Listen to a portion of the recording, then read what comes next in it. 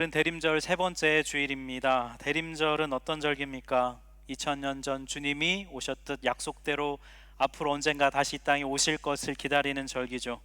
여러분, 이 대림절에 예수님의 다시 오심을 정말 기대하고 기다리는 마음을 가지고 계실까요? 제가 보면 대림절이라고 해서 특별히 더 예수님을 소망하거나 기다리는 분들은 생각보다 그렇게 많지 않은 것 같아요. 왜냐하면 기대감보다는 우리 삶을 뜯어보면 삶의 문제들은 여전하지 않습니까? 또 나랑 함께 살아가고 있는 내 주변 사람들도 보면 여전히 변치 않고 그냥 그 모습 그대로 늘 살아가고 있고, 또 나 자신마저도 늘 작년에도 그랬는데 올해도 이렇구나라는 우리 자신 스스로의 모습을 보게 되기 때문이죠. 2026년 여러분 새해가 시작되는데, 저 어릴 때는 2026년 되면 자동차가 하늘을 날아다니고 이럴 것 같았는데 여전히 그렇지는 않고, 새해가 온다고 해서 우리가 기대와 소망보다는 내년은 또 어떻게 살아야 되냐, 내년은 또 얼마나 덜 아플까, 이런 고민과 생각들을 우리는 하게 됩니다. 우리 아이는 왜 이럴까, 이런 생각도 하게 되고, 얘는 언제나 클까, 이런 생각을 하게 되죠. 이런 우리의 현실적인 고민과 문제들이 여전히 대림절인 우리를 누르고 있고 우리의 삶에 놓여져 있습니다. 그렇다면 여러분, 오늘 우리 예배하면서 정말 여러분 간절히 기도하며 예배하셨으면 좋겠어요.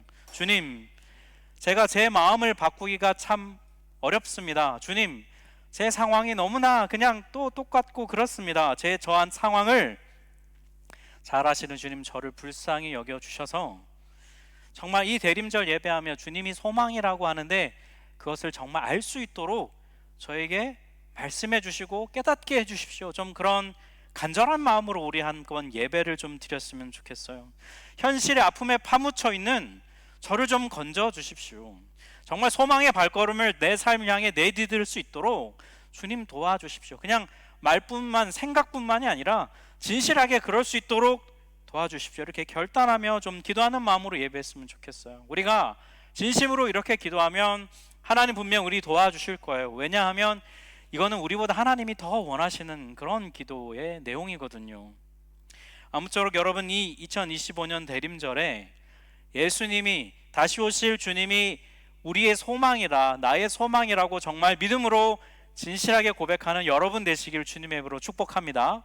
여러분, 올해 대림절에 우리 소망에 대한 주제로 말씀 듣고 있습니다. 첫째 주일에 현실에서 소망 찾기라는 제목의 말씀을 골로새서를 통해 들었죠. 이 땅엔 소망이 없고 하늘에 우리가 완벽한 온전한 소망이 우리를 기다리고 있다, 안전히 보관되어 있다는 말씀 들었습니다. 그런 이 땅에서 소망을 찾지 말고 하늘의 소망을 바라라고 말씀을 들었고요. 지난 주인 두 번째 주일은 우리 학개서 말씀을 통해서 하늘 소망을 품은 사람은 이 땅에서 어떻게 구체적으로 살아야 할까, 그 첫 번째 답으로 우리는 내 삶의 성전을 세워야 한다, 공동체인 교회를 세워야 한다는 말씀을 들었습니다. 왜냐하면 교회는 이 땅에 하늘 소망이 진짜 있다는 것을 보여줄 수 있는 최선의 하나님의 방법이기 때문이라고 말씀을 드렸죠. 교회를 통해 우리는 하늘 소망을 이 땅에서 경험할 수 있고 그리고 나눌 수 있는 거예요. 오늘은 우리 지난주에 이어서 하늘 소망을 품은 사람이 이 땅에서 구체적으로 살아가는 두 번째 방법에 대해서 들을 텐데요. 그 방법은 바로 하나님과의 인격적인 관계가 그 방법임을 함께 말씀을 드리려고 합니다. 로마서를 통해 한번 알아보려고 해요. 오늘 본문 3절과 4절 말씀을 같이 한번 합독하겠습니다. 다만 이뿐 아니라 우리가 환난 중에도 즐거워하나니 이는 환난은 인내를, 인내는 연단을, 연단은 소망을 이루는 줄 알미로다. 아멘. 좀 받아들이기 어려운 힘든 내용이 나옵니다. 그러니까 환난 중에도 즐거워한대요. 즐거워한다라는 헬라어가 카우코메타라는 단어인데, 이 카우코메타는 그냥 즐거워하는 것이 아니라 어떤 것을 자랑하고 어떤 것을 뽐낼 수 있어서 즐거워하는 것을 뜻해요. 왜 환난을 자랑하고 기뻐하면서 즐거워할까요? 오늘 말씀에 따르면 이 환난이 우리에게 소망을 가져다 주기 때문이라는 거예요. 환난은 오늘 하나씩 왜 그렇게 되는지를 좀 살펴보겠습니다. 환난은 헬라어로 슬립시스라는 단어예요. 이 슬립시스의 뜻이 뭐냐면 위에서부터 밑으로 강하게 누르는 압력을 뜻합니다. 포도주 그 틀에다가 포도를 넣고 강한 압력으로 짜내면 즙이 나오는, 그게 바로 이 슬립시스예요. 우리 삶에서 느끼는 환란이 우리의 삶에, 우리에게 이런 압력을 가하지 않습니까? 마음에, 생각에, 그리고 삶에. 근데 이 슬립시스라는 단어의 숨은 뜻이 하나 더 있어요. 그건 뭐냐면, 그렇게 강한 압력을 가하지만 그냥 그걸로 끝이 아니라 어떤 선한 결과를 맺기 위한 행위라는 것이죠. 그러니까 여러분, 의미 없는 고통, 아무 의미 없는 아픔을 뜻하는 것은 아니에요. 환란은 우리에게 그런 의미가 있다는 것입니다. 이 환란이 그 다음에 우리를 뭐 하게 하냐면 인내하게 한다는 겁니다. 인내라는 헬라어 원어는 휘포모네라는 단어인데, 휘포모네는 문자 그대로 하면 어떤 것 밑에 머물다, 아래에 머물다, 이런 뜻이에요. 그러니까 무거운 짐이 위에 있을 때 그 무거운 짐을 버텨내기 위해서 밑에 머무르는 것이 바로 휘포모네라는 단어입니다. 이것은 수동적인 그런 태도가 아닙니다. 위에서 강하게 누를 때 도망가거나 포기하거나 하는 게 아니라 그 밑에서 굳건히 그 짐을 버텨내는, 정면으로 적극적으로 맞서고 있는 상태, 그게 바로 인내, 휘포모네라는 단어의 뜻이에요. 이렇게 인내를 하다 보면 우리가 연단된다고 성경은 말합니다. 연단이라는 헬라어는 도키메인데, 이 도키메의 뜻이 뭐냐면 시험과 검증을 통해서 입증된 것을 가리켜 도키메라고 해요. 우리가 어떤 물건을 만들었을 때 이 물건이 제대로 만들어졌나 꼼꼼히 검사해서 만들어졌다 할 때 합격 도장을 꽉 찍는 정품 인증을 하는 것이 바로 도키메입니다. 마치 금속을 불에 넣어서 이 불순물이 제거되고 순금을 얻는 그런 과정이죠. 그러니까 환란 속에서 포기하지 않고 인내로 히포모네하며 버티는 이 과정을 통해서 우리는 진짜 참 그리스도인답게 빚어져 간다는 것을 뜻하는 구절이에요. 이 과정을 경험한 사람 있잖아요. 환란에서, 인내에서 연단을 경험하는, 이 과정을 경험하는 사람은 결국 소망을 품게 된다는 거예요. 왜 소망을 품게 될까요? 환란 속에서 인내하며 연단된 사람은 뭘 아냐면 하나님의 섭리와 하나님의 뜻을 깨달아 알 수 있기 때문이에요. 여러분, 이런 겁니다. 이 환란 속에서 인내하고 연단을 받는 이 과정을 경험하는 사람들이 있잖아요. 여러분 삶에서도 이런 것들이 있을 텐데, 과거를 돌아보면서 우리가 이런 생각을 하게 되죠. 그때 왜 하나님이 나한테 이런 환란을 주셨을까? 왜 나에게 이런 어려움을 겪도록 나를 두셨을까? 이런 생각을 우리가 해보게 됩니다.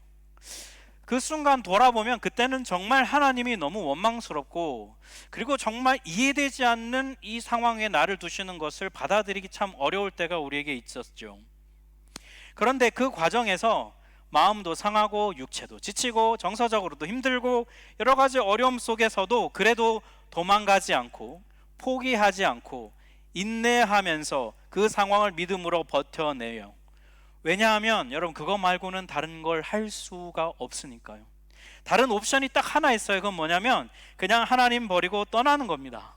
근데 차마 그건 우리가 할 수는 없잖아요. 그래서 우리는 하나님은 떠나질 못하겠고, 근데 상황은 너무 힘들고, 그래서 그냥 휘포모네하면서 버티며 인내하는 것이죠. 그런데 그 과정을 경험하다 보면 우리가 뭘 깨닫냐면 바로 나 자신이 변화되어 있다는 것을 발견하게 되는 거예요.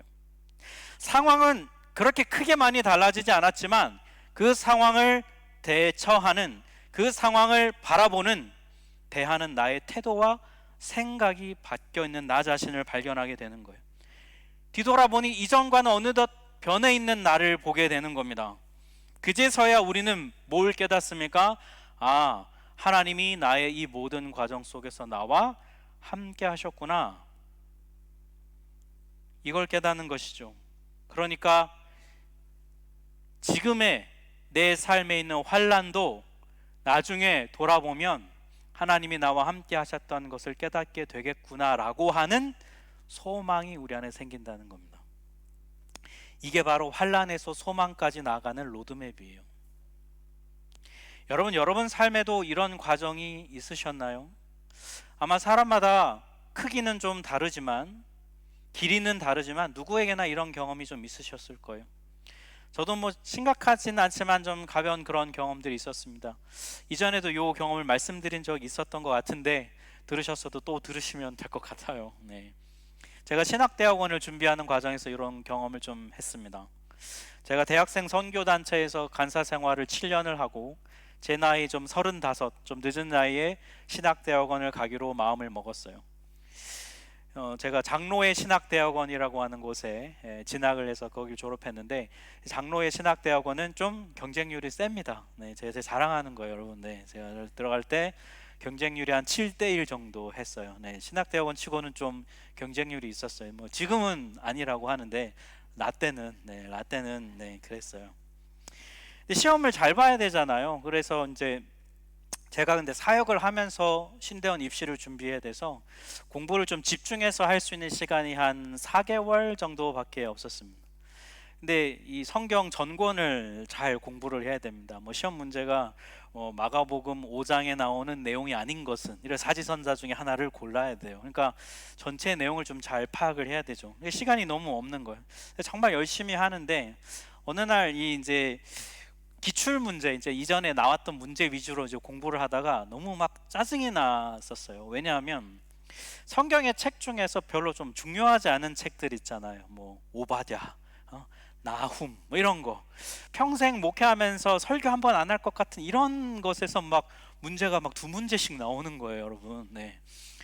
그럼 보면서 너무 화가 나서 하나님께 막 따졌어요.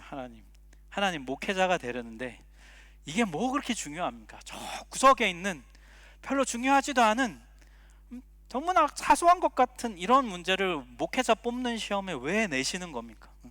좀 목회자가 되려면 뭐 사람과 상담을 얼마나 잘, 면접 점수가 좀 커야 되지 않나요? 그 사람의 인품이 어떤지도 봐야 되고, 이게 더 중요한 거 아닙니까? 좀 하나님께 막 따졌어요. 그렇잖아요, 여러분, 그죠? 네. 근데 하나님이 그때 저한테 이런 마음을 주셨습니다. 네가 중요하게 여기지 않는 그런 부분도 최선을 다해서 공부를 하고 임하려는 그 태도, 그게 바로 목회자로서의 부르심을 점검하는 과정이라고 하나님 저한테 말씀해 주셨어요. 그게 싫으면 안 하면 된다. 하기 싫으면 포기하면 된다. 그러나 그럼에도 불구하고 그 사소한 것 같은 것들을 외우려는 너의 마음이 나의 부르심에 응답하는 과정이다라고 하나님 저에게 말씀해 주셨어요. 그 이후로 입 닫고 공부했어요. 전 깨달았습니다. 이 과정 자체가 의미가 있구나. 이 과정 자체가 하나님의 부르심에 응답하는 것이구나. 내가 여기서 왜 이러고 있을까? 내가 여기서 막 짜증나는 것도 불구하고 내 마음을 부여잡고 앉아서 공부를 해야 되는 이유는 뭘까? 힘들지만 포기하지 않고 해야 되는 이유는 뭘까? 이 과정을 통해서 그 답을 얻게 된 것이죠. 목회자가 된 이후로도 종종 좀 힘들고 어려울 때가 있는데 그때마다 그때가 많이 생각이 나요. 처음 그 상황으로 나갔을 때. 그리고 깨닫습니다. 지금 이 순간이 환난 속에서도 인내해서 내가 정품 인증받는 과정 가운데 있구나라는 마음을 제가 갖게 되죠. 여러분, 우리 삶에 환난이 자주 찾아옵니다. 사단은 쉬지 않거든요. 만약에 여러분 삶에 아무런 고통도 없고 아무런 어려움도 없고 환난도 없고 아무 문제가 계속 없는 시간이 계속된다면, 짧지 않고 계속된다면, 그러면 분명히 사단이 여러분에게 쉬고 있는 거예요. 사단이 쉰다는 말은 냅둬도 알아서 하나님 앞에 안 가기 때문에 사단이 쉬고 있는 거예요. 우리 삶에 여러분, 우리 인격은요 그렇게 튼튼하지 못하고요, 우리 영성과 신앙은 그렇게 깊지 않아요. 그래서 좀만 건드리면 툭툭 넘어지고 픽픽 쓰러지는 게 우리 모습입니다. 사람들 말에 정말 쉽게 마음이 상하고 별로 큰일도 아닌 것 같은데 마음이 막 무너지기도 하고 그래요. 우리 삶이, 우리 모습이 그렇습니다. 근데 여러분, 우리가 만약에 이런 모습이 많이 있다면, 자꾸 삶의 문제와 사람들의 말과 환경에 막 우리의 삶이 올라갔다 내려갔다 마음이 막 롤러코스터를 타고 있다면, 그 핵심적인 이유는 바로 여러분 우리의 교만함 때문이에요. 왜 교만함 때문이라고 말씀드리냐면, 우리가 쉽게 좌절하고 쉽게 낙심하고 쉽게 침체에 빠지고 자책하는 이유는 아직도 나 자신에 대한 기대와 소망을 버리지 못했던, 아직도 현실의 삶의 소망을 두고 있기 때문에 그것 때문에 우리의 마음이 올라갔다 내려갔다 하는 것이죠. 내가 이 정도밖에 안 되나? 왜 나는 이런 것도 잘 못 해내고 있을까? 왜 나는 이런 일 때문에 마음이 무너지고 힘들어할 수밖에 없을까? 이 모든 생각들, 아직도 나 자신에 대해서, 아직도 이 땅의 소망과 미련을 버리지 못했다는 증거예요. 그게 교만이라는 겁니다, 여러분. 왜 아직도 이 땅에 소망을 두고 계십니까? 왜 아직도 나 자신의 그 소망을 버리고 있지 못하십니까? 여러분, 오늘 예배하면서 여러분 단호하게 끊기로 결단하세요. 하나님, 내 안에 있는 하늘 소망을 품기 위해서 이런 소망을 버립니다. 조금만 어떤 일이 있어도 막 호들갑을 떨고 흥분하고 좌절하고 낙심하는 이런 나, 주님 긍휼히 여겨주셔서 정말 제 마음에 하늘 소망으로 가득히 채워주십시오. 그래서 제가 일희일비하지 않도록 도와주십시오라고 여러분 기도하는 마음으로 예배하시기를 바라요. 그래야 하늘 소망 품을 수 있습니다. 여러분, 이처럼 그리스도인들은 환난을 통해서 소망에 이를 수 있다라고 성경은 말해주고 있어요. 근데 어떻게 하면 그러면 이 소망을 우리가 이 땅에서 실제로 누릴 수 있을까요? 오늘 보면 5절과 8절이 우리에게 그것을 말해주고 있습니다. 5절과 8절을 우리 같이 한번 합독해 보겠습니다. 소망이 우리를 부끄럽게 하지 아니함은 우리에게 주신 성령으로 말미암아 하나님의 사랑이 우리 마음에 부은 바 됨이니, 우리가 아직 죄인 되었을 때에 그리스도께서 우리를 위하여 죽으심으로 하나님께서 우리에 대한 자기의 사랑을 확증하셨느니라. 아멘. 제가 대림절 첫째 주일에 소망이라는 헬라어 단어 엘피스에 대해서 설명을 드렸습니다. 엘피스라고 하는 이 단어의 뜻이 뭐냐면 근거 없는 기대감, 바램, 이것이 아니라 근거가 있어서 확신을 갖고 바라는 것, 이게 바로 엘피스라고 말씀을 드렸어요. 믿음의 바탕을 두는 것이라고 말씀드렸습니다. 이 땅에서 우리 삶의 환난과 고통과 아픔과 슬픔이 있습니다. 하지만 그럼에도 불구하고 우리가 엘피스, 소망을 가질 수 있는 이유, 이렇게 되면 좋겠다, 이러면 얼마나 좋을까, 이게 아니라 이렇게 반드시 된다는 믿음을 가진 소망을 가질 수 있는 이유는 환난 속에서도 우리를 인내하게 하셔서 결국 우리에게 정품 인증 마크를 찍어주시려고 하시는 그 하나님의 사랑 때문이라는 거예요. 이 사랑이 얼마나 확실하냐면 이 말씀에 따르면 그렇습니다. 여러분, 우리는 끊임없이 하나님께 배은망덕합니다. 하나님 죄송합니다. 하나님 면목 없습니다. 제가 다시는 안 해보겠습니다. 안 하겠습니다 라고 하지만 우리는 돌아서면 또 그걸 하고 있어요. 하나님의 마음을 아프게 하고, 그리고 하나님께 불순종합니다. 하나님 당신만 예배합니다, 쟤네 우상 버리겠습니다 하지만 또 일상 삶으로 돌아가면 여전히 습관대로 우상을 섬기고 살아가요. 분명히 결단해놓고 합니다. 우리는 얼마나 배은망덕합니까? 그런데 그렇게 우리가 하나님께 불순종하고 배은망덕할 때, 그런 우리를 위해 하나님은 사랑하는 아들 예수를 이 땅에 보내셨고, 그리고 십자가에 못 박혀 죽게 하셨어요. 우리가 용서를 구하지도 않고, 우리가 회개하지도 않고, 그냥 고집부리면서 여전히 강팍하게 내가 하고 싶은 대로 살아가고 있을 바로 그때에도 하나님은 그런 우리를 위해 예수를 보내주셨고 우리를 용납해 주신다는 거예요. 이보다 더 확실한 사랑이 이 땅에 있을까요? 어느 누가 이런 배은망덕한 우리를 사랑해주고 용납해 주겠습니까? 배우자도 이렇게 해주지 않아요. 부모인 우리도 자녀가 계속하면 힘들어요. 이 땅에선 찾아볼 수 없는 이 사랑이 우리에게 확실하게 주어져 있습니다. 이 하나님의 사랑이 우리로 하여금 이 땅에 소망을 갖고 살게 합니다. 왜 그럴까요? 나는 이렇게 배은망덕한데, 나는 이 모양인데, 나도 나 자신에게 희망이 없는데 이런 나를 포기하지 않는 하나님의 사랑이 있으니까요. 그래서 우리에게 가능성이 있는 거예요, 여러분. 우리에게 소망을 갖는 것은 여러분, 이 땅에서 나의 능력과 나의 재능과 나의 인격, 이게 소망이 아니라 나를 포기하지 않는 하나님의 사랑이 나에게 소망이 있는 유일한 이유라니까요. 그래서 여러분, 하늘 소망을 품는 사람들의 삶에 반드시 나타나는 모습이 있습니다. 바로 그 사람들은요, 하나님을 사랑해요. 그냥 하나님을 믿기만 하는 게 아니라 하나님을 사랑하는 사람들입니다. 왜 하나님을 더 깊이 사랑하게 될까요? 오늘 본문을 보면 그것을 이렇게 표현하고 있는데요, 10절과 11절 말씀을 우리 같이 한번 합독해 보겠습니다. 곧 우리가 원수 되었을 때에 그의 아들의 죽으심으로 말미암아 하나님과 화목하게 되었은즉 화목하게 된 자로서는 더욱 그의 살아나심으로 말미암아 구원을 받을 것이니라.